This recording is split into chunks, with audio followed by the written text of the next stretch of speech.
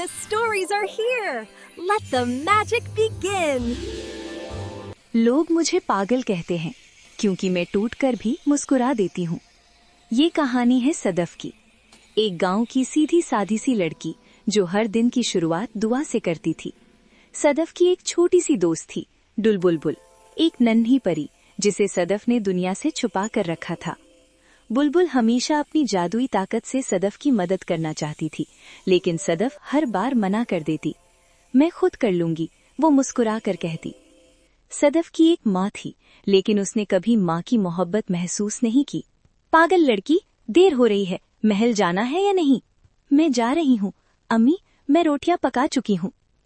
माँ की सख्ती के बावजूद सदफ रोज मुस्कुराती थी। वो अपने बाग से मीठे अंगूर तोड़ती, दिल में कोई शिकवा नहीं रखती। उसकी हंसी हर मुश्किल से ज्यादा ताकतवर थी। हर रोज महल जाने से पहले सदफ घोड़ा गाड़ी में बैठकर गांव जाती और अपने बाग के ताजा अंगूर सस्ते दामों बेचती। महल में रहती थी शहजादी फातिमा।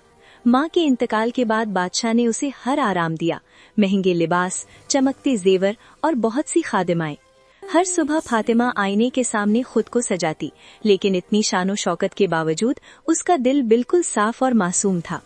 एक दिन जैसे रोज होता था, सदफ महल आई और फातिमा के कमरे की सफाई कर रही थी कि अचानक एक गुलदान हाथ से गिरकर टूट गया। मुझे माफ कर दो फातिमा, मुझसे गलती हो गई। घबराओ मत सदफ, फातिमा मुस्कुराई। गुलदान तो टूट सकता है, लेकिन दोस्ती नहीं।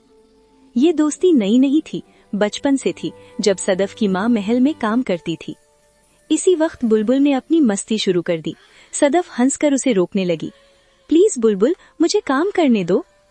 तभी रसोई से खाने के जलने की बू आ गई। सदफ उदास हो गई। बुलबुल बोली, डोंट वरी सदफ, मैं सब ठीक कर दूंगी। उसने अपने हाथ खाने पर घुमाए और पल भर में सब ठीक हो गया। बुलबुल ने बाहर इशारा किया। महल की सहन में तैयारियां हो रही थी। ये सब शहजादे की आमद के लिए था। फिर वो लम्हा आ गया। दूसरी सल्तनत का शहजादा गौहर महल में दाखिल हुआ। बादशाह वक़ार मेज पर बैठे थे। उनके सामने शहजादा गौहर खामोशी से बैठा था। तभी शहजादी फातिमा हॉल में आई। उसकी नजर शहजादे पर पड़ी और उसके दिल में एक नरम सा एहसास जाग उठा। उसी वक्त सदफ खाने की ट्रे लेकर हॉल में आई। जब उसने ट्रे शहजादे के सामने रखी तो शहजादे की नजर पहली बार सदफ पर ठहर गई। कुछ दिन बाद सदफ बाग में फूलों को पानी दे रही थी कि शहजादा गौहर धीरे धीरे उसके करीब आया। क्या तुम मुझसे दोस्ती करोगी? सदफ हैरान हो गई। वो जवाब देने ही वाली थी कि अचानक हवा में रोशनी चमकी।